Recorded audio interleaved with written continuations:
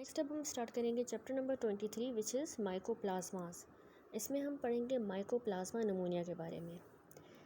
अच्छी बात यह है कि सिर्फ ये एक ही है। इंट्रोडक्शन ये है कि माइकोप्लाज्मा जो है वो group of very small wall less organism होते हैं, ऑफ विच माइकोप्लाज्मा नमूनिया जो है वो मेजर पैथोजन है। नमूनिया माइकोप्लाज्मा नमूनिया के बारे में पढ़ेंगे तो वो डिजीज़ कौन सी कॉज कराता है, वो कराता है एटिपिकल नमूनिया। इंपॉर्टेंट प्रॉपर्टीज़ है कि mycoplasma smallest free living organism है। स्मॉलेस्ट फ्री लिविंग है, वो इतने छोटे होते हैं, इतने 0.3 millimetre in diameter. Their most striking feature होता है कि इनकी एब्सेंस होती है सेल वॉल की।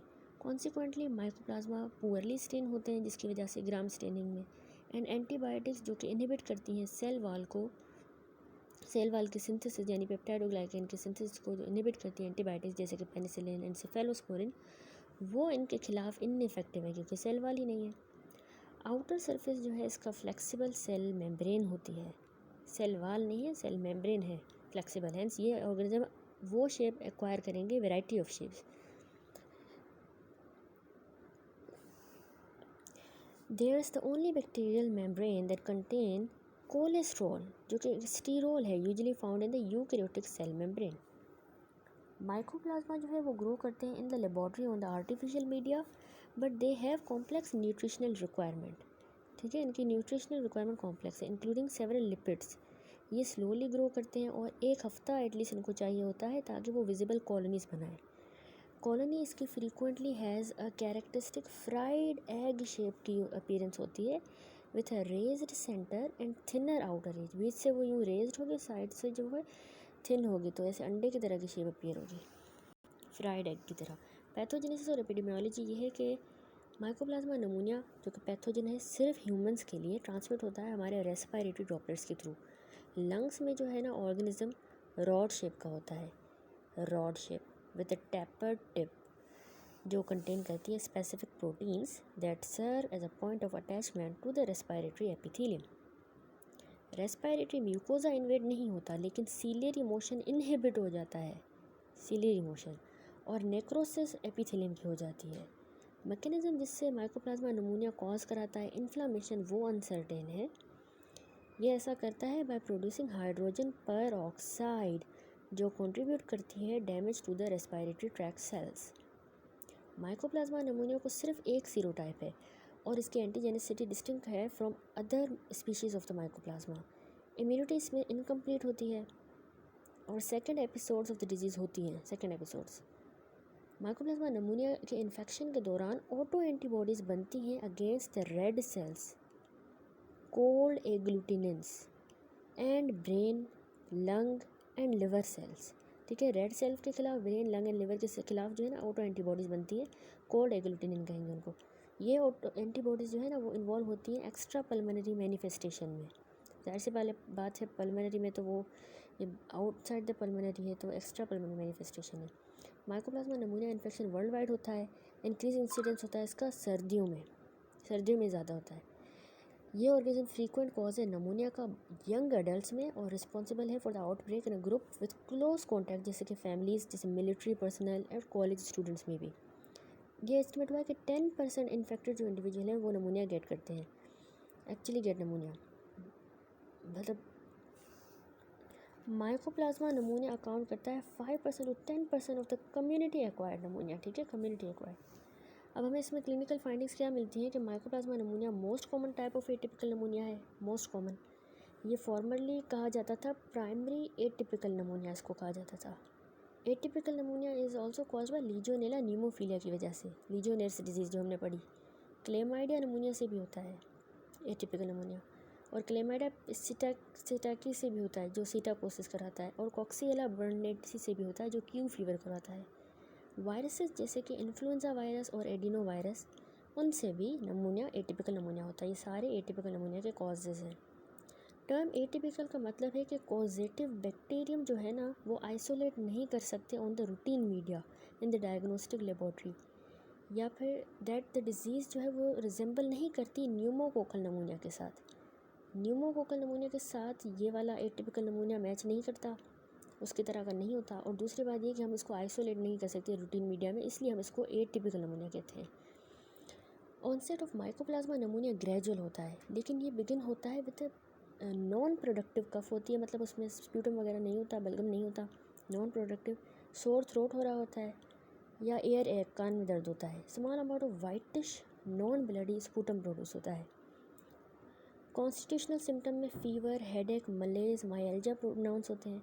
Positive the finding on the chest examination mark होती है, contrast to the prominence of the infiltrate seen on the patient chest X-ray infiltrates. Disease resolve कर जाती है स्पॉन्टेनियसली 10 से 14 दिनों के अंदर। In addition to pneumonia, mycoplasma pneumonia जो है ना ब्रोंकाइटिस भी कॉज कराता है।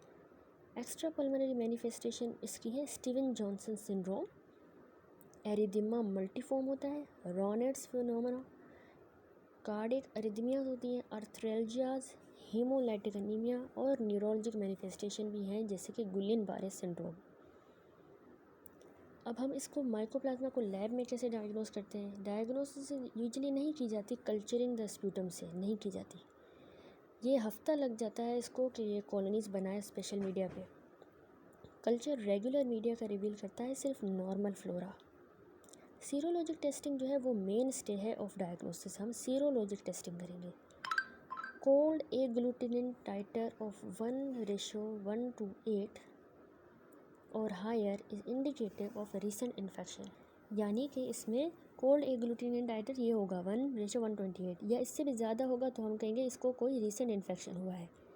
कोल्ड एग्लूटिनिन जो है वो IgM ऑटो एंटीबॉडीज़ होती हैं जो against type O red blood cells की होती हैं, जो एग्लूटिनेट करती हैं इन सेल्स को 4 डिग्री सेल्सियस पे, लेकिन 37 पे नहीं करती। हाउएवर सिर्फ हाफ ऑफ द पेशेंट जो माइकोप्लाज्मा नमूनिया के हैं वो पॉजिटिव होंगे फॉर कोल्ड एग्लूटिनिन, सिर्फ half of the patient he positive आते हैं। ये टेस्ट नॉन स्पेसिफिक है और फॉल्स पॉजिटिव रिजल्ट्स भी होते हैं इन्फ्लुएंजा वायरस में, एडिनो वायरस के इन्फेक्शन में। डायग्नोसिस माइकोप्लाज्मा नमूनिया इन्फेक्शन की कंफर्म करते हैं हम 4 फोल्ड जब राइज आता है या greater rise in the specific antibody titre में in the complement fixation test में। ठीक है, अब हम ओवरऑल ट्रीटमेंट देखें। हम क्या देते हैं, ट्रीटमेंट ऑफ चॉइस जो है या तो मैक्रोलाइड होगी जैसे कि एरिथ्रोमाइसिन या एजीथ्रोमाइसिन, या फिर टेट्रासाइक्लिन होगी जैसे कि डॉक्सीसाइक्लिन।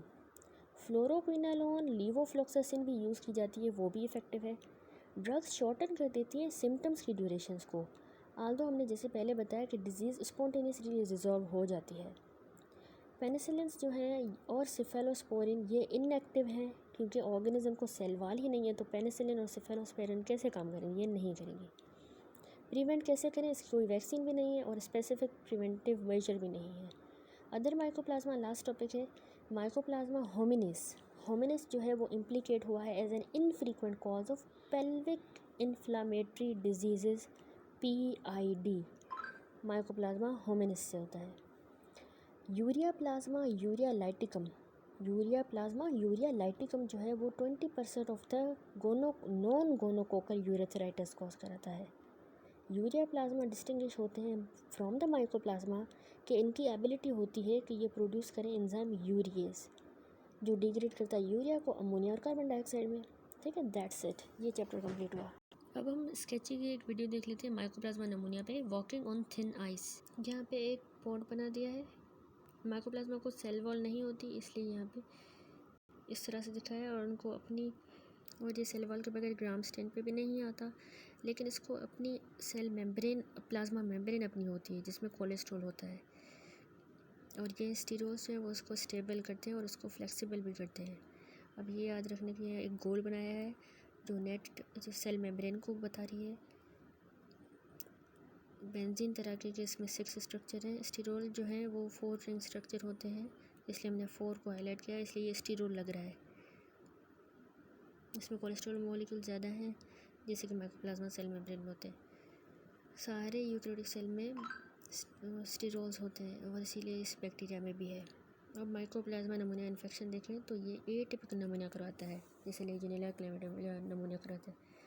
इसको एटिपिकल नमूनिया कहते हैं क्योंकि ये कल्चर नहीं कर सकते और आइसोलेट नहीं कर सकते, और ये वॉकिंग नमूनिया कॉज कराता है। बाकी पेशेंट्स को जब एक्सरे करते हैं सीवियर नमूनिया में तो वो सिक नहीं अपीयर होते और ये वॉक कर रहे होते हैं, इसलिए जो स्ट्रेप निमोनिया से नमूना होता है वो बेड में होते हैं पेशेंट, जबकि इसमें नहीं होते। स्ट्रेप 1 में जो है ज़्यादा एक्सरे मच वर्स अपीयर होता है, नोडुलर इन्फिल्ट्रेट अपीयर होता है, पैची इन्फिल्ट्रेट नोडुलर एक्सरे पे, तो वो हमने इससे बताया है।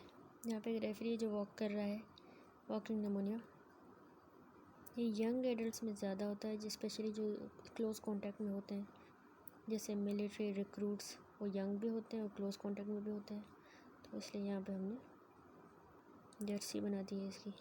और यंग एडल्ट्स भी हैं तो उससे भी याद रखें 30 लेस देन होते हैं वो, इसलिए यंग ये इसको डिनोट कर रहा है।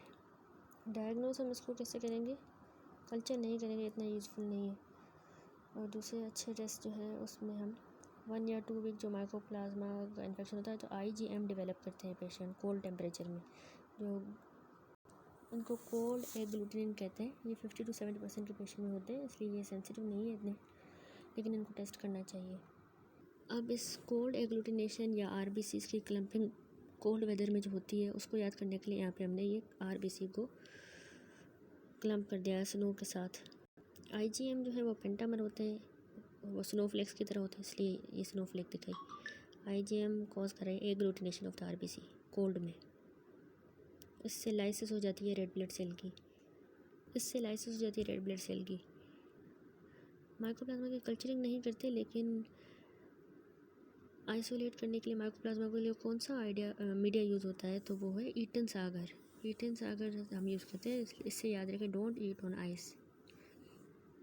ट्रीटमेंट ये है कि हम बहुत सी एंटीबायोटिक यूज़ करते हैं जो इसके सेल वॉल को करती है, लेकिन माइकोप्लाज्मा सेल वॉल ही नहीं है तो हम वो नहीं यूज़ करेंगे, इसलिए मैक्रोलाइड हम यूज़ करेंगे, जैसे एजिथ्रोमाइसिन या एरिथ्रोमाइसिन। अब ये याद करने के लिए यहाँ पे मैक्रोलाइड सिंबल बना दिया है, मैक्रोलाइड क्रोज।